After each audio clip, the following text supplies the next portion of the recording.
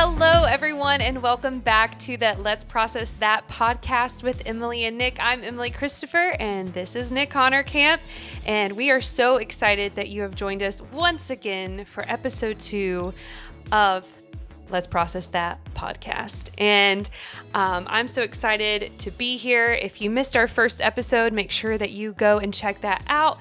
Make sure you're following us on all our socials. We'll tag it below and we will let you know where you can follow along. And we're going to kick things right off because if you know Nick and I personally, we don't need to wait around to just go ahead and dive into something. So our first episode was good and I loved it, but we're going to go ahead and step on into the deep end this evening and we are going to talk about necessary endings. And I'm going to just pass this over to Nick. And we're both going to share our experiences with necessary endings. If you've not read Dr. Henry Cloud's book, I think we both would highly recommend that you do Absolutely. that. But yeah, tonight we're just going to really process through some painful stuff, but some really necessary and good stuff as well. So Nick, Perfect. The floor is yours. So Henry Cloud, for those of you who don't know, is a leadership guru. He's also a clinical psychologist, Christian clinical therapist. He is an expert in his field. And also, he's just a great teacher and trainer. He's just a great guy. By the way, Emily, don't know if you knew this, but I had dinner with Henry Cloud one time in Chicago. Yeah, meet and greet for about 12 of us, and I got a chance to actually meet him. And he's one of my heroes. I remember when I read this book for the first time, his basic premise in Necessary Endings is that good cannot begin until bad ends. And his framework is that too many people are sitting around living in bad situations, hoping something good will come their way, instead of dealing with the bad that has to be dealt with in order to create space for good to come in. And I want to just start with one little quote. He says this about people who are not willing to make change. He says, we get comfortable with our misery and we find ways to medicate ourselves, delude ourselves, disassociate our feelings, or get enough distance from the problem that it does not touch us directly. So he says we try to run from the pain or get around that person instead of dealing with the problem. And therefore, we live in it for a long time. And I remember a painful quote from one of my friends one time when I was going through a hard situation with somebody and I wouldn't deal with the breakup. I wouldn't do the breakup. And he said to me this painful quote, "You deserve what you will tolerate." And so I was like, oh my gosh. So you and I both have been through some breakups in the last year or so. And, you know, they were scary going in, but on the back end, we found a lot of freedom. So how about if you and I just take some time, talk about some of the personal breakups we've went through this year, the necessary endings, and some beautiful pieces about what happened on the back end of that. So why don't you get us started, okay? Sure thing. And I want to start by saying, when we use the term breakup, it's not romantically, or it can be, No. but this is breaking up with a job, a career, a thought, an idea, a theology. I mean, anything. So we're really using the term breakup for just about anything that has to come to an end. Any kind of ending. Yes. Wow. Well, I have had to go through a lot of necessary endings throughout my life. And one of the biggest ones, and if you know me personally, you already know this, but I am divorced. And that was the biggest ending that I've personally ever went through. And it's so crazy to see where I am now in my life and what's going on. And then to look back, and there are so many times that I should have ended things sooner. Wow. And as you're reading that quote, and it's talking about we learn how to live in misery. I was that girl. I lived in misery and I thought this was who I was. And it's crazy. The worst part of my personal life was probably between 2018 to the end of 2019, right before we separated. And you can see I have totally changed everything about me. My hair, the way I dressed, just everything about who I was shifting and changing. And your weight, even your weight, you got physically fit and became a coach. Oh, well, post that, yes. But I'm talking about Yep. 2018, 2019. Okay. I had gained like 60 pounds. Mm-hmm. I looked different. I acted different. I look back at pictures of that and I'm like, who is she? Yeah. I have no idea who that girl is. And I remember there was a time in 2017 where we had a really terrible incident in our relationship. And I remember feeling so clearly that I was supposed to leave, like black and white, no questions asked. And I remember I was so scared to end things and what people would think of me, what the consequences would be. And I cared deeply for him. I cared so, so deeply. And so I didn't want to mess it up, even though it was a mess, probably the biggest mess. And I just remember being like, I wish I would have ended it when I knew it was over, when I knew I had to get out. And yet for 3 more years almost, I was in misery. I continued to endure and put up and change who I was to not end things. And so when you read that quote, I was just like, oh gosh, I know that quote. Yeah. So while you're here, why did you do that? I mean, I know a couple complications in your personal life that I would probably explain to somebody, but I'm curious why you did that. I mean, now you look back saying, gosh, I wish I wouldn't have spent those extra 3 years. But what were the pressures that you were dealing with then that made you feel like you had to stay? So I come from a culture, and you know this, that looks at divorce as a big scarlet letter. Yep. And divorce is in my family on both sides. Thankfully, my parents are still together and married and have a great marriage, and that's awesome. But both sides, their parents are divorced. And so it was kind of like this thing from the time I was a child, like, you know, you will not get divorced. Like when you get married, it will be the right and perfect thing, and that will be that. And so there was this pressure from almost every aspect of my life that divorce was really bad and icky and you better avoid it at all cost.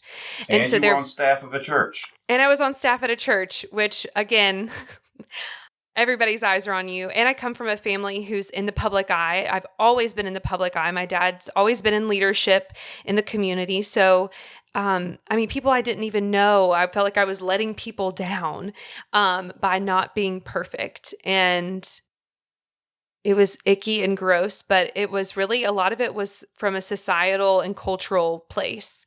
Sure. And then also a feeling of like, I've let God down was something I wrestled with. Yeah. Like I screwed it up. Like I really screwed it up. So that was where a lot of the pressures were coming from. Wow. And, you know, I was thinking about that, and I think we could hit this in a different episode. But then as you're walking through the divorce, everybody wants to know what's going on because you're on staff and you're in the public eye, and at the same time, it's none of their business. And yours was very complicated, more difficult because of being on staff. And I think you just did a great job in the way you handled it. But I appreciate you sharing that breakup and what that looked like. Now, what did you gain on the backside of that? I mean, you brought the necessary ending to play, and now you're sitting here. What's changed because of that? And what would you say to somebody who's sitting where you were 3 years ago and coach them? Oh my gosh, that's a whole other episode, but I will try. We can start it here. We'll finish it later. Yes, this will be the teaser. Okay. Everything has changed. Every single thing has changed. I feel like I am fully myself.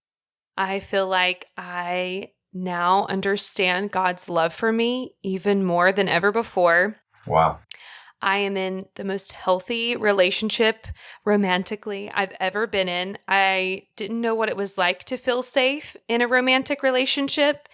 And I've got that. I've learned that. I experience it every day. And so those are just like a few things. But I mean, I just feel free.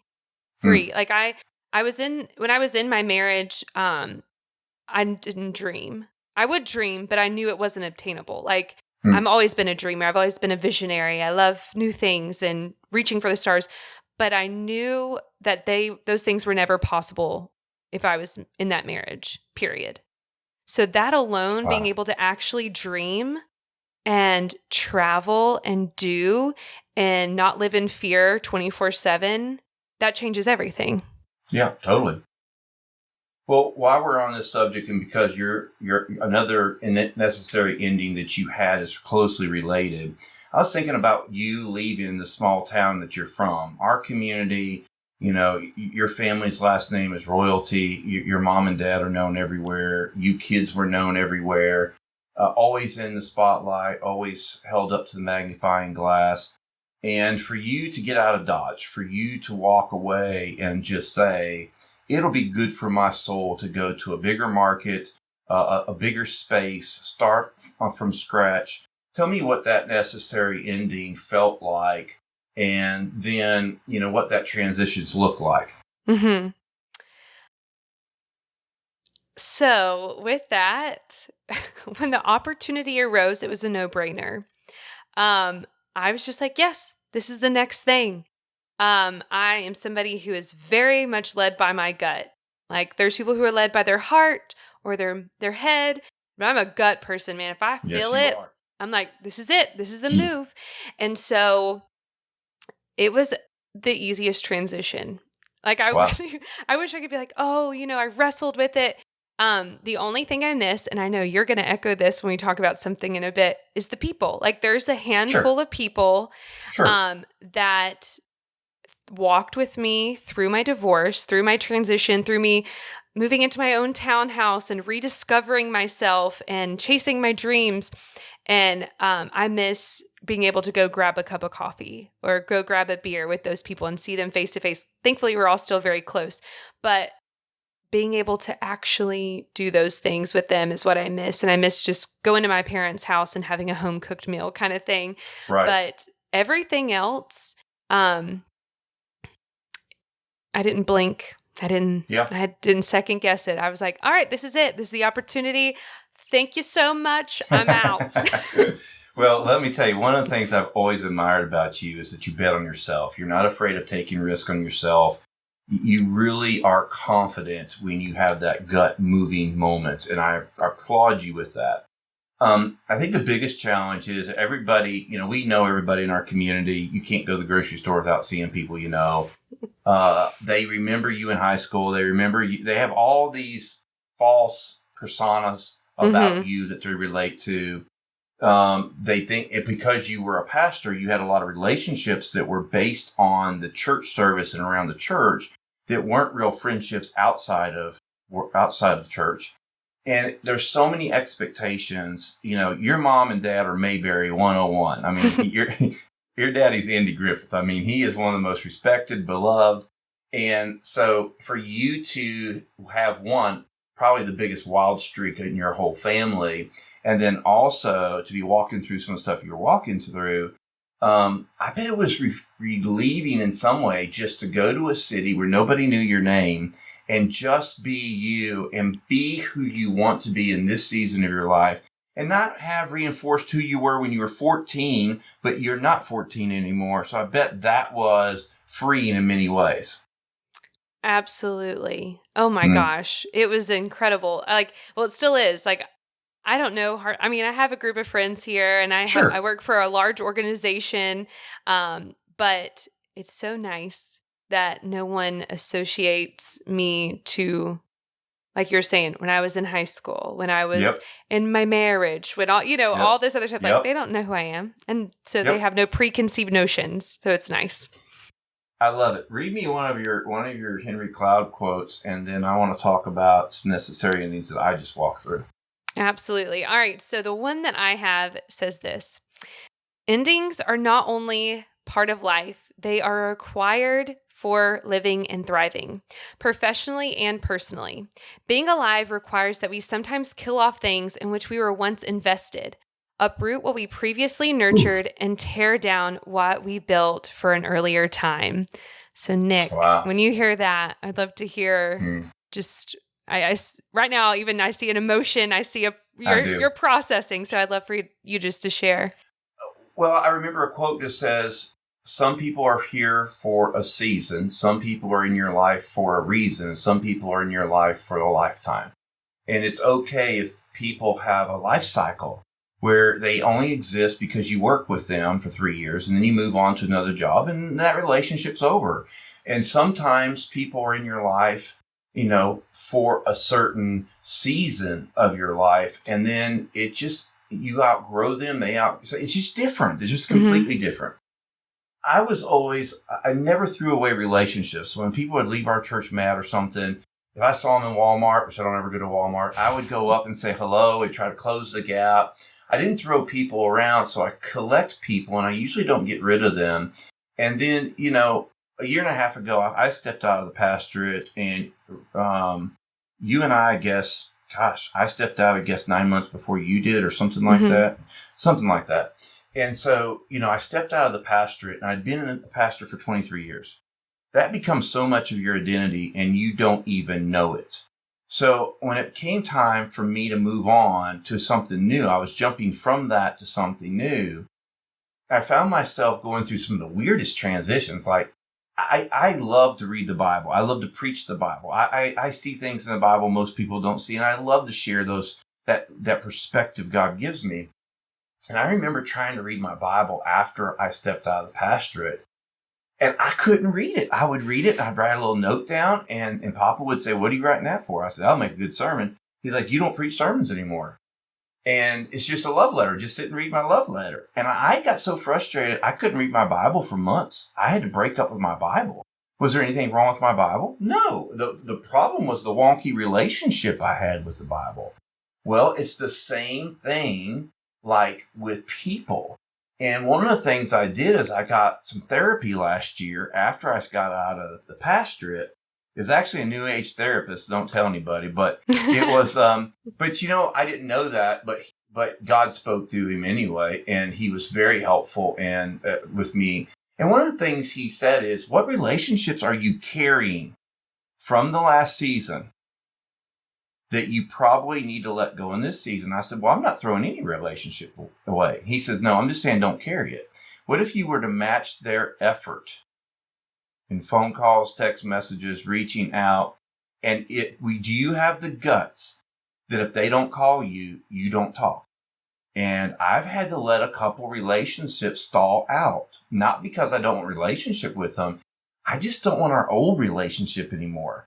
I want a new relationship that's organic and based on current things. And then also, I was so conservative that when I started working in Asheville, it's so not conservative. It's so progressive that I've had to learn to speak both languages. And sometimes when I get around someone who only thinks conservative and is exclusive in their conversation, their thought patterns, they already know their theology, their beliefs on everything, it feels yucky. It's like, I don't fit that anymore. I need space to grow, to disagree, to talk about new ideas. And so I'm just finding in this season of my life that I should have been way more intentional about necessary endings. And I did not take the time to do that. I sort of let things happen to me instead of being proactive about it. And now I'm making some big moves in my life, and I'm just deciding that don't work for me. Not doing you anymore. That doesn't work for me. You're done.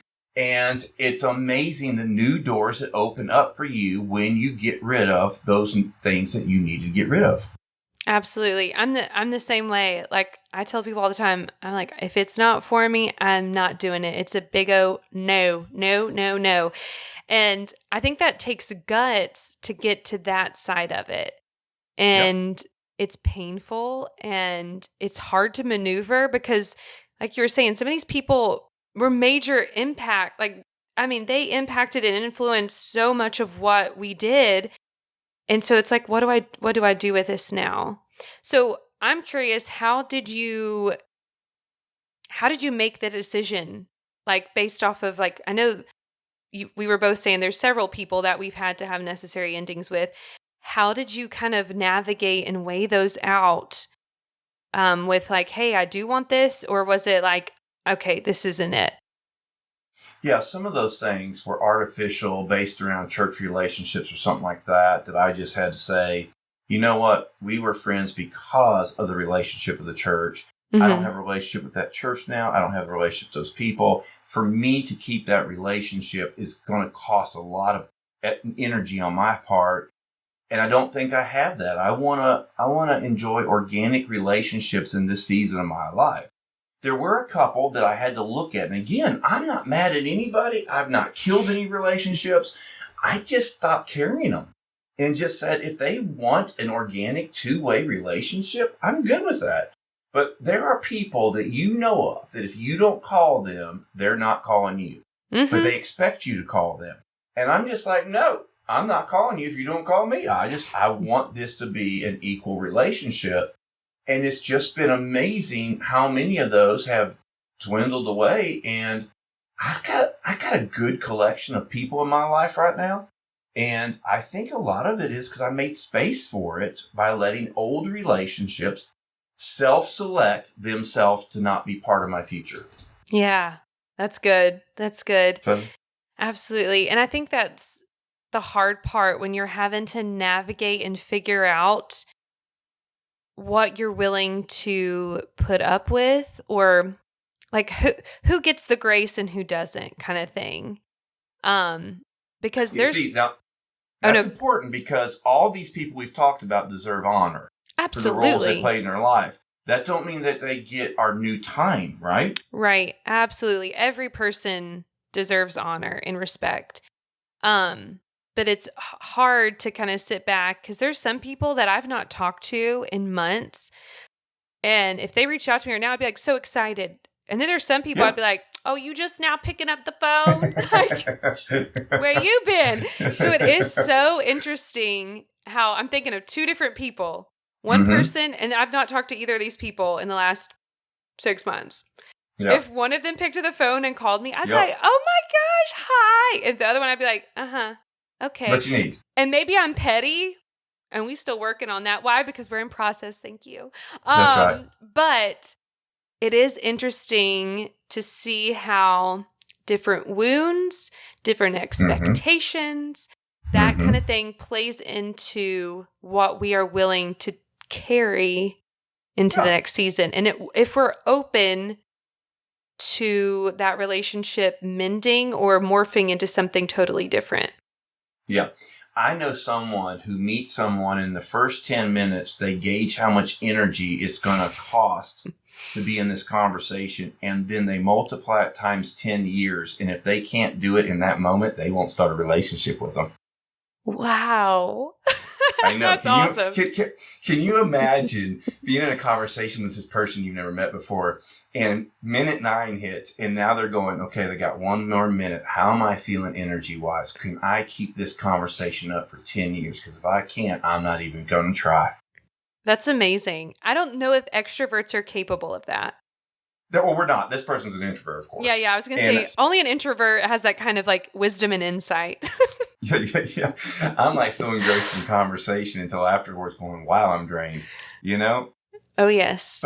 But I hear what you're saying, and I do think that there's plenty of people in my life.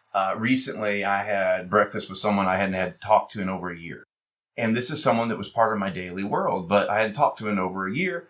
And they reached out to me, texted me one night. I texted them back. We went and had a great time. Spent 2 hours just catching up to good. We're good.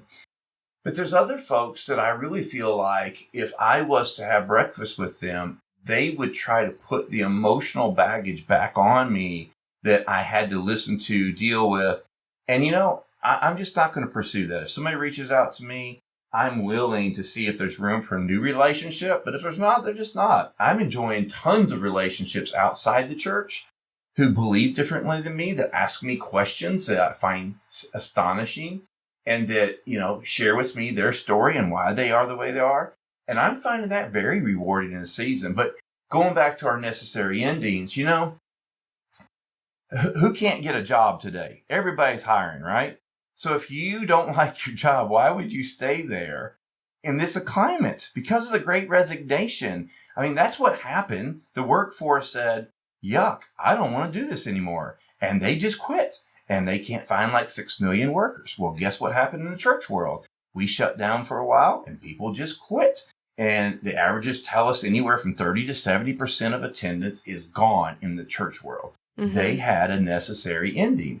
And in this day and age, I think that there's plenty of opportunities around us, but if we're waiting for one to jump up and grab us, we're probably ducking from the problem we have so we can't see the opportunity in front of us. If we just bring the necessary ending to pass, we'd be able to launch on a brand new adventure. Whatever I do next, I want it to be an adventure. I want to be able to make a contribution, and I want the freedom. And if I can't have that, I'm not interested in doing it. Absolutely. And I think something that's been interesting that I've seen is that a lot of my friends are doing these where they don't do like a harsh breakup with something, but they're like, for 3 months, for 6 months, I'm not going to go to church anywhere, or I'm not going to do this thing, or I'm taking a break from this. And that way I can say yes and see what else is going on, really work on some internal things, whatever that looks like. And then I'll make the big decision. And I think that's also a really great thing to do, is to give yourself some grace and some time and say, hey, I'm going to step back for whatever this allotted amount of time is, and I'm going to go on a break. Again, it could be anything from social media to relationships, whatever. I'm going to put down boundaries, and I'm going to see what this looks like. And then I think even if you can give yourself that much and then look back on that, whatever time frame that was, and see, like, was there growth there? Did I move forward? How was I feeling? How was my mental, my emotional, my physical health, etc., spiritual health, all that stuff? And then make the bigger decision. Because sometimes endings come in phases, right? I mean, I know when I quit at my last job, it was definitely like phased.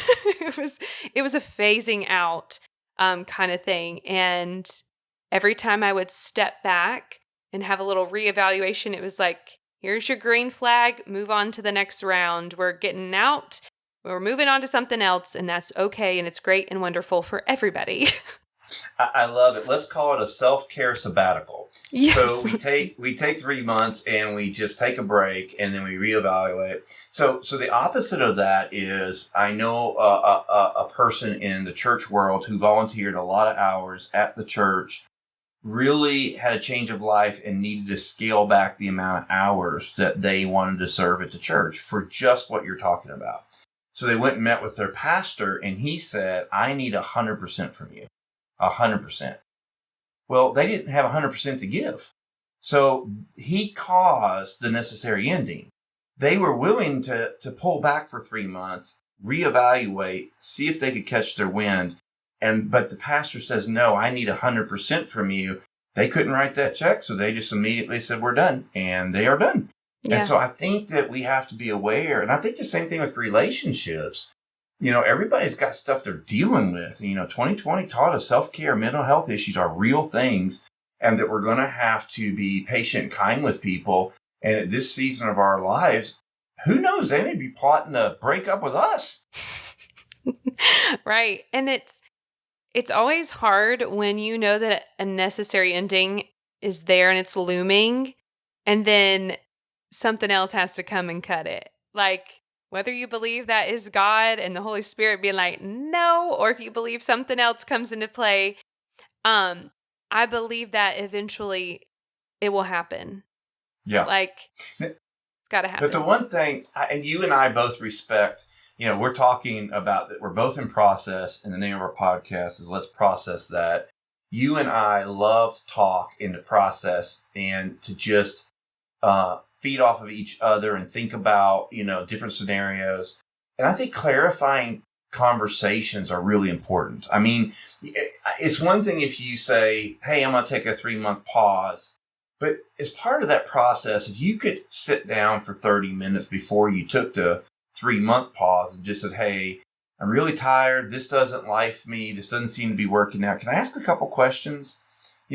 Why is our culture like this? What do you expect over here? What's this over there? Mm-hmm. And make sure you get the information before you make the decision. And it'd be better to have that before the 3-month sabbatical than it would be afterwards, and you've halfway made up your mind. And I just don't think that we process enough stuff with each other about expectations or, reality, because sometimes my reality looks different than what your reality looks like, For sure. And it's so important to have those healthy voices in our lives. And to circle back to what I was sharing earlier, I remember vividly, I don't know if you remember this, when my marriage was up in flames and no one knew it. I kept I kept a lot of stuff hidden about how bad it was. And I had opened up to you a little bit about just very surface kind of stuff that had happened. And it was just toxic and terrible. And we were in the parking lot and I was leaving and you were leaving. And I remember being out at my car and you looked at me and you said, Emily, you are miserable. And I don't know what part of the church that we have gone into where we think that it's glorifying to God to stay in terrible, nasty, unfulfilling, not glorifying to God whatsoever marriages and think that's okay. And I don't know if anybody's going to tell you this, but if this is what you should do, you need to end this. And I remember just being like, yes. And I got into my car and I just hysterically cried because no one up until that point had given me permission to end things. And I had so much guilt and shame on me that I had to have someone tell me that this hell that I was in had to stop. Like I had to end it. And that was the day I was like, okay, I've got to do this. I don't know what it's going to look like. I don't know where I'm going to end up, but I've got to do this thing. And so just as you're saying, there's people in our lives who ask these questions or can speak into something, because if you love somebody and you care for them and you see them drowning, you got to throw them a raft, you got to throw them a life jacket, something. And it's harsh and it hurts and all that stuff. But that was the day where I was like, this is the necessary ending. Like it has to happen. I've done all I can do and it has to be done. And so I thank you for that. And I hope that more people can get to a place where they can receive healthy conversation and ask hard questions and not be offended or buck up when somebody who loves them and cares for them is really looking in from a whole different perspective and wants what's best for them. Okay, I got to tell you a quick backstory. Okay. You are the fruit of a bad situation 20 years ago where I encouraged a young woman to stay in her marriage no matter what. And there was horrible stuff going on. And I was a young pastor, and that's what we're supposed to do, marriage above everything else. Keep praying for him, blah, blah, blah. There was all kinds of toxic, terrible, abusive things happening that I wasn't aware of. And after 20 years, things got so bad that he's arrested. She's got physical wounds. There's stuff going on. And they finally get divorced. And one day I'm at a funeral and she had left the church. And one day I'm at a funeral and she came back and we saw each other in the foyer. And when I saw her and saw how happy she was, and I realized just how many of the great years of her life she gave away trying to do the Christian thing and walking through hell, I went up to her one day and I said to her, I'm really sorry. I want to apologize to you that I gave you that advice and had you stay an extra 10, 15 years. But I promise you, I'll redeem that. And I'll free some other young ladies if you'll forgive me. And she says, it was my decision, not yours, but you're forgiven. And when I saw you that day, I remember that conversation. Because as a pastor, I'm not supposed to give you permission to do what you needed to do. Mm-hmm. But at the end of the day, I don't regret it one bit. And I do believe in marriage, but I also do not believe in sucky, terrible marriages, especially that steal your soul, your life, your energy, and your dreams. And I do remember that day. And I don't know what it is about us adults still needing somebody to give us permission, but I don't know what it is, but we do. So there was a woman a long time ago that I learned from, and it didn't cross my bow until 5, 6, 7 years ago when I saw her. And I promised her I would free some other young ladies from bad marriages. Wow. And you've Isn't never... that cool? Yeah, We've never talked about this. I know. Isn't it cool? I'm like, don't ruin my mascara, Nick. But, well, look at that. It's awesome. It's so awesome. Yep. And there's so many tiny things that, we learn and we grow from. Yeah. And we get to learn and use it. And I think that's, like you were saying, this is the fruit. Like, you freed me that day. And so you kept your promise to her. And I hope one day you get to see her again and be like, I kept my promise. I'd like to do that. She would really appreciate that. And she's doing really good right now. So that's awesome. I'm so happy to hear that. Gosh, this topic, there's one more quote that I want to read and just get your perspective on. And of course, that's the breaking up or the ending part, but then there's also the moving on. Mm-hmm.